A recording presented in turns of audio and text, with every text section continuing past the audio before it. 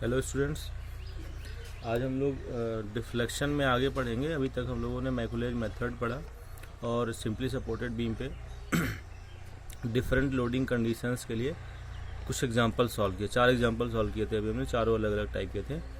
अब हम लोग आज कुछ स्टैंडर्ड केस पढ़ेंगे सिंपली सपोर्टेड बीम और कैंटिलीवर बीम के लिए, ठीक है। तो हमने फर्स्ट क्वेश्चन लिया हुआ है स्टैंडर्ड केस में, सिंपली सपोर्टेड बीम। उस पर मिड पॉइंट पे अगर पॉइंट लोड हो तो सपोर्ट्स पे स्लोप और मैक्सिमम डिफ्लेक्शन क्या होगा इसमें।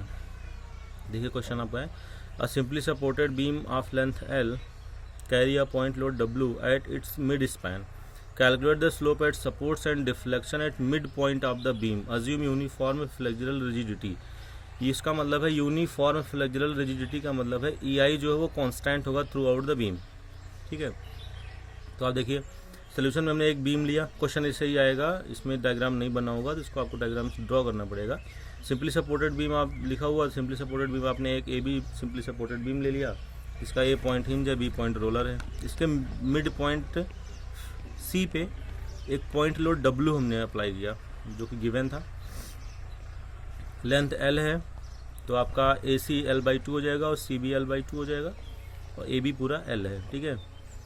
नेक्स्ट आप इसमें जो स्टेप है वो आप क्या करेंगे, इसका रिएक्शन कैलकुलेट करेंगे। तो आप देख रहे हैं कि सिग्मा FY जब आप 0 करेंगे तो RA + RB is equal to W होगा। इसके बाद आप एक चीज़ देख रहे हैं, यहाँ पर सिमेट्री है, जितना इस डिस्टेंस में उतना डिस्टेंस मीन्स ये मिड पॉइंट पे ये सिमेट्रिकल लोड लगा हुआ है, तो जो रिएक्शंस होंगी वो इक्वल होंगी और टोटल लोड की हाफ होंगी, ठीक है। तो due to symmetry RA + RB क्या हो जाएगा, RA + RB is equal to W/2 हो जाएगा, ठीक है। या तो आप इसको मूवमेंट लेके भी कर सकते हैं, मूवमेंट अप्लाई करके कर सकते हैं। जैसे हम लोग RA + RB is equal to W करते थे, एक अबाउट मूवमेंट लेते थे, उस तरीके से भी इसको कैलकुलेट कर सकते हैं। बट अगर कहीं पे भी आपको सिमेट्री दिखे तो जो रिएक्शंस होंगी वो टोटल लोड की हाफ हो जाएंगी। ये आप एक लाइन लिखेंगे, due to symmetry RA = RB = W/2, या जो भी लोड होगा उसका हाफ। अब हम मैकुलेज मेथड अप्लाई करेंगे। Using Macaulay's method consider section XX at a distance X from end A। अब देखिए हमने आपको बताया है मैकुलेज मेथड में हमेशा अगर आप लेफ्ट टू राइट मूव कर रहे हैं तो राइट साइड में जो लास्ट सेगमेंट होगा उसमें हम लोग सेक्शन लेते हैं, ठीक है। तो यहाँ पे AC और CB 2 सेक्शन है, 2 सेगमेंट हैं, तो हम क्या किए, CB सेगमेंट में आपने सेक्शन लिया XX, A पॉइंट से X डिस्टेंस पे, ठीक है। तो देखिए मूवमेंट अबाउट X क्या होगा, RA × X, इस पॉइंट के अबाउट मूवमेंट लेना है हमें। तो आप यहाँ पे खड़े हैं, देखिए यहाँ से क्या, ये RA × में X होगा, ठीक है, क्लॉकवाइज पॉजिटिव रख दिया सॉरी, माइनस W × ये डिस्टेंस कितनी आएगी आपकी, ये देखिए ये डिस्टेंस हमें लिखनी है, ये पूरी X है, ये आपकी L/2 माइनस हो जाएगी, तो कितना बचेगी, X - L/2, ये बचेगा आपका X - L/2, तो X - L/2 हो गया। अब आप mx को EI d2y/dx² के इक्वल रख सकते हैं, is equal to RA W/2 × X। ये हमने जो साइन लगाया हुआ है ये वार्निंग साइन आपको हमने बताया था मैकुलेज मेथड में, ब्रैकेट को सिंगल वेरिएबल और ब्रैकेट के अंदर अगर नेगेटिव वैल्यू आती है तो उसको हम 0 मानते हैं, इसलिए ये याद दिलाता है बार बार, इसलिए इसको हम लोग अप्लाई करते रहते हैं। तो W/2 × X - WX - L/2 equation number 1 होगी। इस इक्वेशन नंबर 1 को आप इंटीग्रेट कर दीजिए विद रिस्पेक्ट टू X, क्या आएगा, EI dy/dx, d2y की जगह dy/dx हो जाएगा, WX² / 4, देखिए WX/2 था तो x का x² होगा, 2 नीचे जाएगा, x² / 4 plus constant C1 minus WX - L/2 का होल स्क्वायर बाई 2। हमने आपको हमेशा बताया कि जो इंटीग्रेशन होगा ब्रैकेट का वो एक सिंगल वेरिएबल के टर्म में होगा, तो x - L/2 को हम लोग सिंगल वेरिएबल मानेंगे तो x² इसका होल स्क्वायर बाई 2 कर लेंगे, ठीक है। अगेन इसको इंटीग्रेट करेंगे, इसको अगेन इंटीग्रेट करेंगे, क्या आएगा, again integrate equation number 2 with respect to X, क्या मिलेगा, देखिए यहाँ पे हम बताते हैं आपको।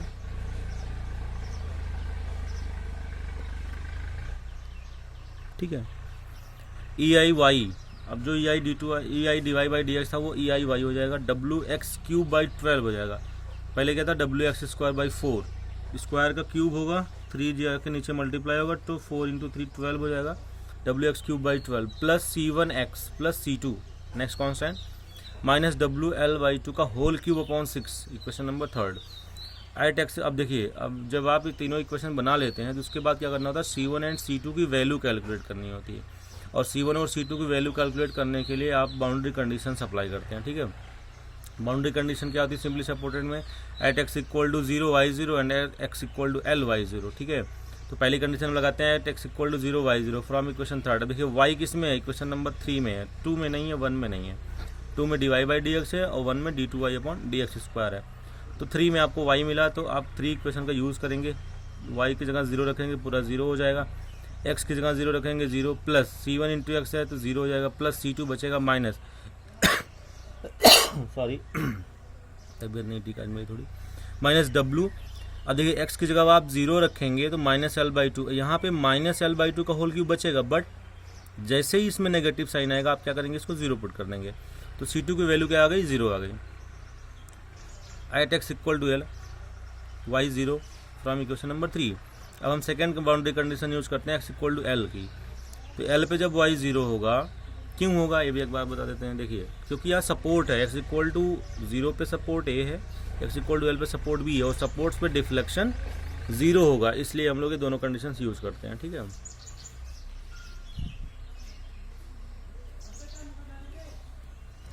ठीक है देखिए तो at x equal to L पे वाई 0 करेंगे आप तो इक्वेशन नंबर 3 में अगेन जाएंगे, 0 इक्वल टू डब्ल्यू एक्स की जगह L cube by 12 plus c1 into L plus 0 c2 हो गया, minus W L minus L by 2 positive आएगा, इसको कंसिडर करेंगे तो W L minus L by 2 तो एल बाई 2 का होल क्यूब बाई 6 बचेगा।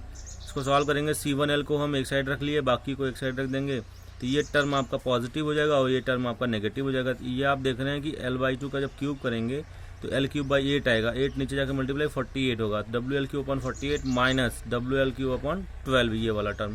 इसको सॉल्व कर लीजिए, 48 हो गया आपका एलसीएम 1 माइनस 12 4 जा 48 4, यहाँ बचेगा माइनस का 3 डब्ल्यू एल क्यूब अपॉन 48, 3 से 48 कैंसिल होगा, 16 आएगा minus W L cube upon 16, ठीक है। तो यहाँ से आपका ये जो L है एक पावर, ये L से कैंसिल होगा, जो C1 इंटू एल है तो यहाँ एल क्यूब की जगह एल स्क्वायर बचेगा, तो देयरफॉर C1 की वैल्यू आएगी minus W L square upon 16। Put the value of C1 and C2 in equation number 2 and 3।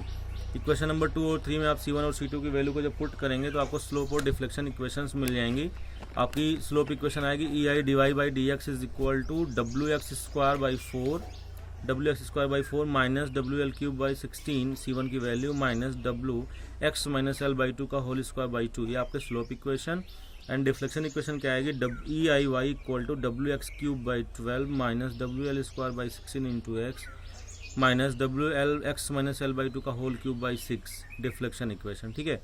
अब आपको कैलकुलेट क्या करना था, ज्वाइंट ए पे सपोर्ट, ज्वाइंट ए पे स्लोप या सपोर्ट ए पे स्लोप। तो ज्वाइंट ए या सपोर्ट ए पे स्लोप कैलकुलेट करने के लिए आप एक्स इक्वल टू 0 पुट करेंगे स्लोप इक्वेशन। क्यों करेंगे, क्योंकि आप देख रहे हैं कि जो ए ज्वाइंट है आपका एक्स इक्वल टू 0 पे है, ये आपका एक्स इक्वल टू 0 होगा, यहाँ पे एक्स इक्वल टू एल है तो आपका बी पे होगा, x equal to L by 2 होगा तो सी पे होगा।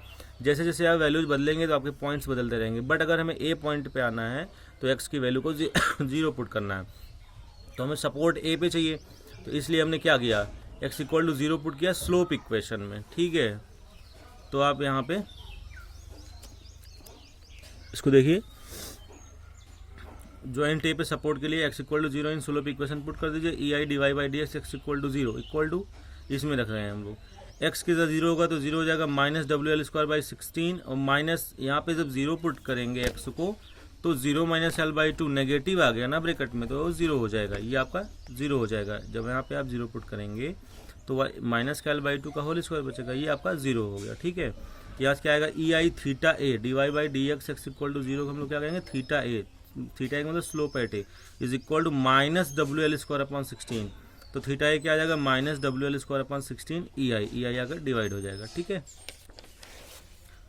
अब नेक्स्ट हमें क्या करना है, ज्वाइंट बी पे अगर हम स्लोप की बात करें, ज्वाइंट बी पे स्लोप क्या होगा, तो ज्वाइंट बी के स्लोप के लिए आप X equal to L put कर दीजिए, E I D Y by D X X is equal to L, X equal to L रखेंगे तो आप बी पे पहुंच जाएंगे, हमने अभी पीछे आपको दिखाया था।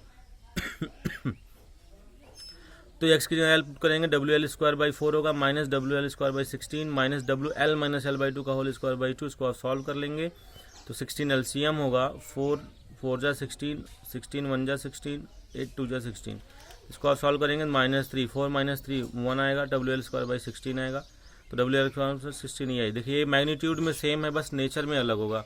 अगर एक तरफ सैगिंग होगा, दूसरी तरफ हॉगिंग होगा, ठीक है, या क्लॉकवाइज होगा तो दूसरा एंटी क्लॉकवाइज होगा।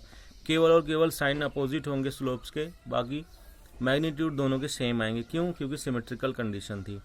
Now deflection at mid point C means at point C, ठीक है, मिड पॉइंट पे अगर आप डिफ्लेक्शन कैलकुलेट करना है, मीन सेंट्रल पॉइंट पे डिफ्लेक्शन कैलकुलेट करना, जैसा कि आप देख रहे हैं यहाँ पे मिड पॉइंट आपका सी है, तो इसके लिए हमें क्या करना होगा, x is equal to L/2 put करेंगे डिफ्लेक्शन इक्वेशन में, ठीक है। तो यहाँ पर मैंने लिखा है कि put x is equal to L/2 in deflection equation.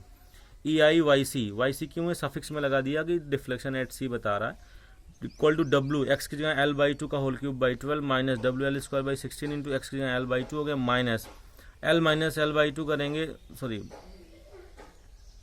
x minus L/2 था तो x की जगह L/2 रखेंगे तो L/2 माइनस L/2 0 आ जाएगा। इसको सॉल्व कर लेंगे, WL³/96 माइनस WL³/32, 96 कैसे हुआ, L/2 का होल क्यूब करेंगे तो 8 नीचे जाएगा, 12 8 जा 96 होता है, तो यहाँ से 1 माइनस 3/96 माइनस 2 WL³/96, 2 से 96 कैंसिल होगा तो WL³/48 आएगा। देयरफॉर YC क्या आएगा, WL³/48 या WL³/48 EI downward, negative sign का मतलब क्या होता है, डाउनवर्ड, ठीक है। तो ये सिंपली सपोर्टेड बीम का पहला स्टैंडर्ड केस था कि अगर मिड पॉइंट पे आपके सेंट्रल पॉइंट पे पॉइंट लोड लगा हो तो slope eight supports and maximum deflection at centre क्या आएगा, ठीक है, ये हो गया आपका। नेक्स्ट क्वेश्चन आपके सिंपली सपोर्टेड बीम का है यूडीएल, कि अगर यूडीएल लगा हो, देखिए a simply supported beam of length L carry a uniformly distributed load of intensity W per meter run over the whole span. Calculate the slope at supports and central deflection.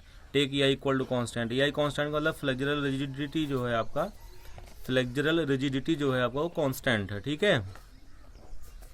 तो चलिए हमने क्या किया, एक simply supported beam बनाया, AB consider किया, इस पर ओवरऑल यूडीएल अप्लाई कर दिया W पर मीटर का एज पर गिवन, एंड C आपका सेंटर पॉइंट है, A और B सपोर्ट्स हो गए, L/2 होगा आपका AC और CB भी L/2 होगा, टोटल x है। अब देखिए यहाँ पे तो सिंगल ही स्पैन है पूरा, ये C पॉइंट हमने इसलिए कैलकुलेट कंसिडर किया है क्योंकि हमें सेंटर पॉइंट पे डिफ्लेक्शन की वैल्यू बतानी है, ठीक है। तो आप एक सेक्शन ले लीजिए XX A डिस्टेंस से, और यहाँ पे सबसे पहले हम क्या करेंगे, रिएक्शन कैलकुलेट करेंगे, सिग्मा FY 0, तो RA प्लस RB क्या आएगा, W इंटू L आएगा, बिकॉज यूडीएल को क्या करते हैं हम लोग, इंटेंसिटी से लेंथ को मल्टीप्लाई करते हैं, टोटल लोड आता है, तो W इंटेंसिटी है, L length, W into L आपका हो गया total load. Due to symmetry यहाँ पे भी RA equal to RB equal to WL/2 आएगा, देखिए यहाँ भी सिमेट्री है, RA प्लस RB पे टोटल लोड है तो आधे आधे आपके आ जाएंगे, तो RA equal to RB equal to load का आधा WL/2।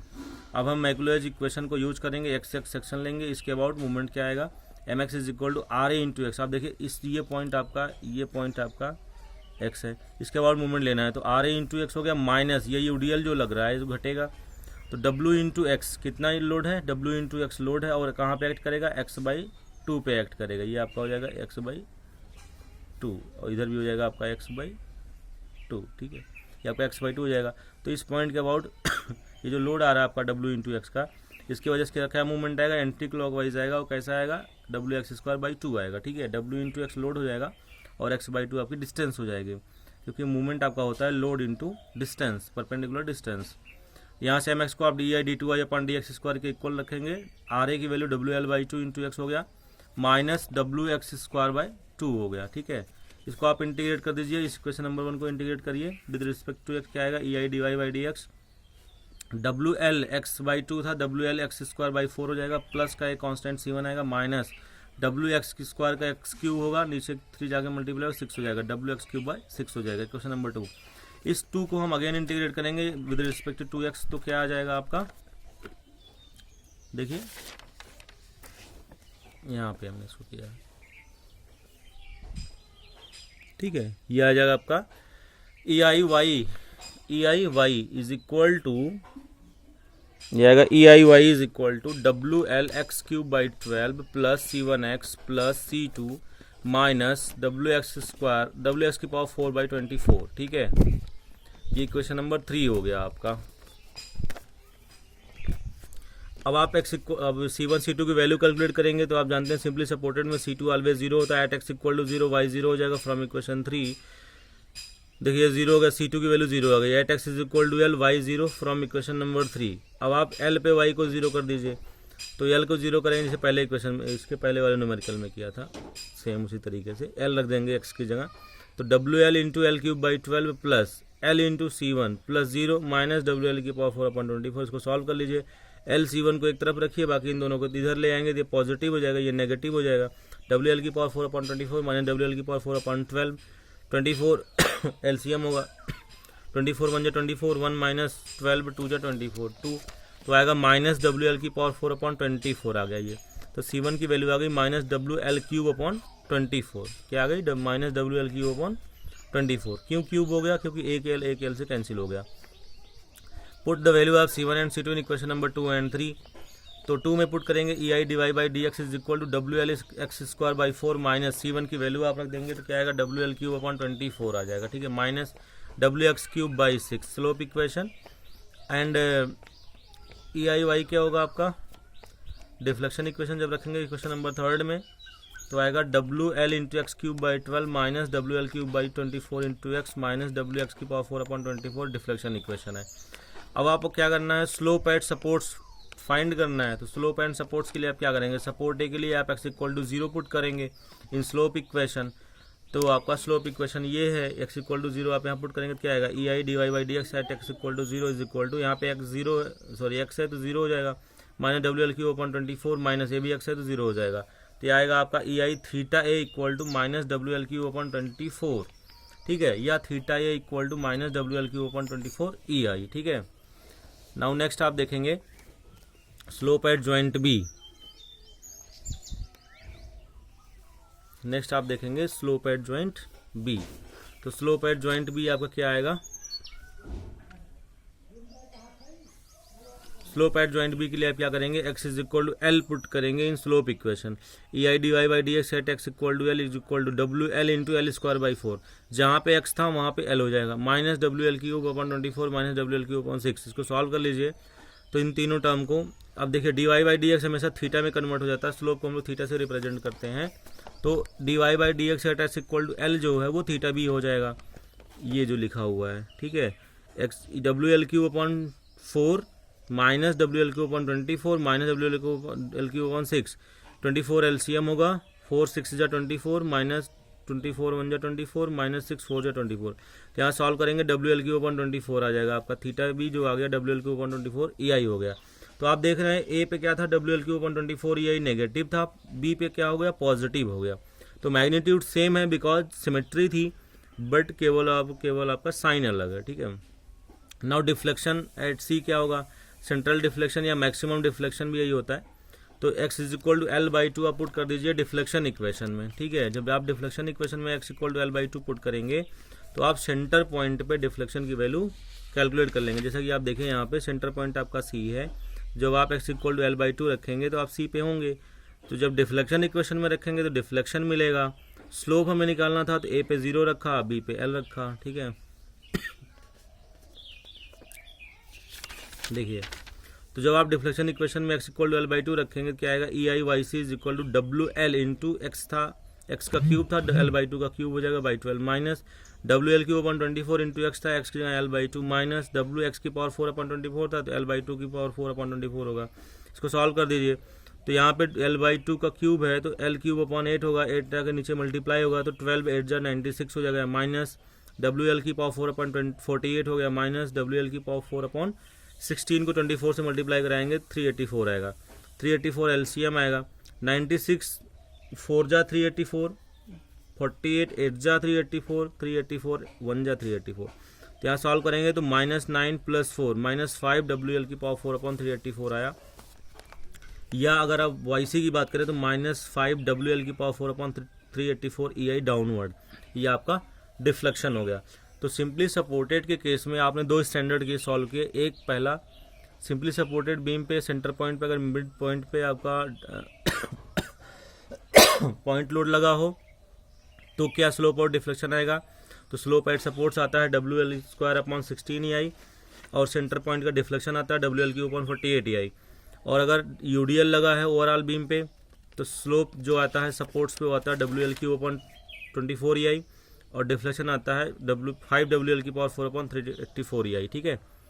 तो ये आपके 2 स्टैंडर्ड केस हो गए सिंपली सपोर्टेड बीम के। इसी तरीके से 2-3 स्टैंडर्ड केस आपके कैंटिलीवर के भी हैं, तो हम उसको भी सॉल्व करेंगे और आगे की वीडियो में उसको भी देंगे, ठीक है। Thank you.